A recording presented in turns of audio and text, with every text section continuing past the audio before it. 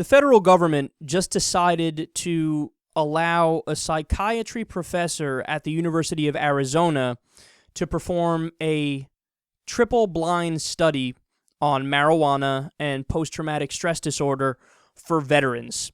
So this is actually a huge step in the right direction because marijuana, as it's classified right now, is a Schedule I substance, which means that according to the law, there are no officially recognized medicinal uses for marijuana and not even potential medicinal uses for marijuana. Now, we understand that that's total bullshit.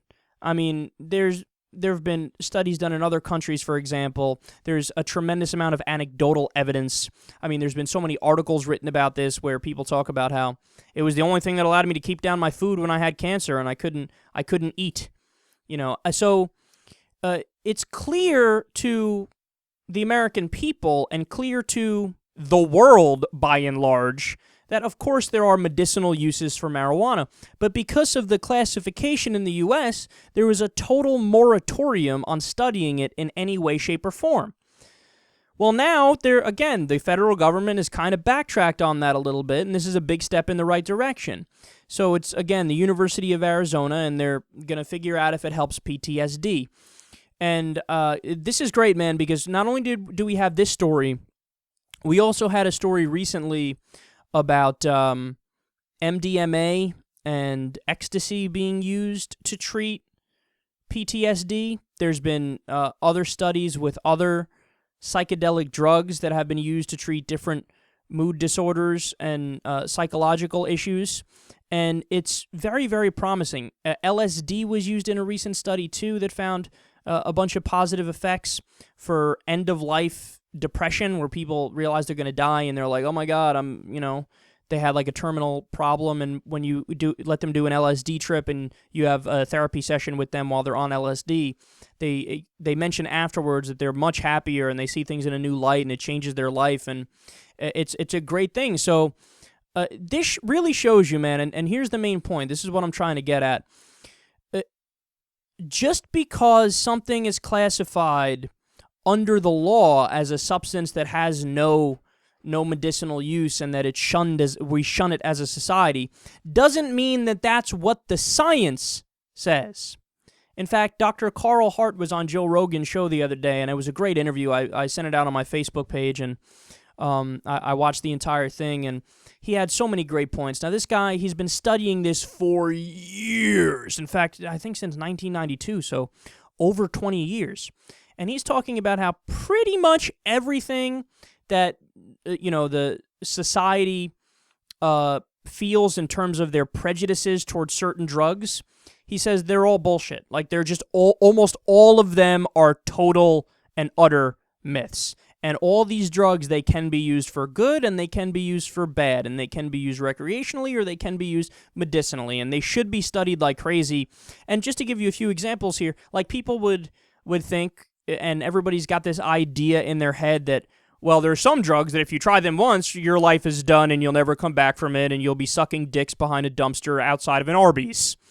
And he says, no, that's actually not true. It's actually the case, get this, that every single drug, a majority of the people that use the drug don't get addicted.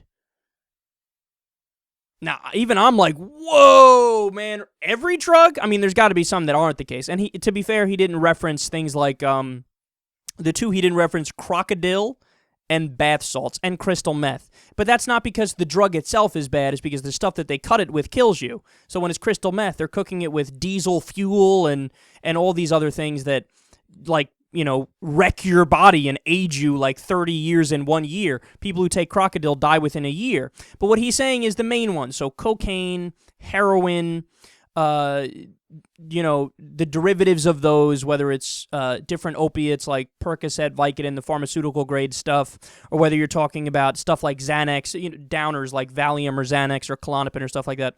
Like, he was describing that the same attitude that we saw here in the U.S. with reefer madness. Remember that, when it was this mass propaganda that it's one of the worst drugs that ever existed, and it can make you go crazy if you use it just once, and it's terrible for you, and you'll die young if you do it, and It's horrible. And we learned that was all bullshit. It was all bullshit. It was all propaganda. It was all made up. He says that the same thing is true for cocaine. The same thing is true for heroin. The same thing is true for crack. You know how we have the idea of crack as like, well, yeah, he's a crackhead. Hello, look, he's super skinny. The Chappelle skit with Tyrone with the lips and super skinny and just like, oh yeah, I like crack. Joe Rogan, I smoke rocks.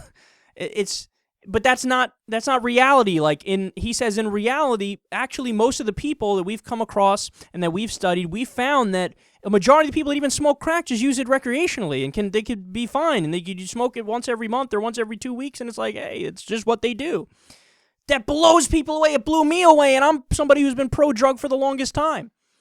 So what we're learning is that all of these drugs, all of them, should be studied for medicinal uses, because there's a reason why people even take them recreationally, because they have therapeutic effects, or else they wouldn't fucking take them. So you just got to harness it properly and get the right dosage and do all that stuff. And we're learning now, and thankfully the government is starting, we're at the very beginning stages where they're lightening up a little bit, but they're starting to recognize, let's test these for medicinal uses, and I can only hope we get to a point where not only are there approved and recognized medicinal uses for all these different drugs, but they're also allowed recreationally.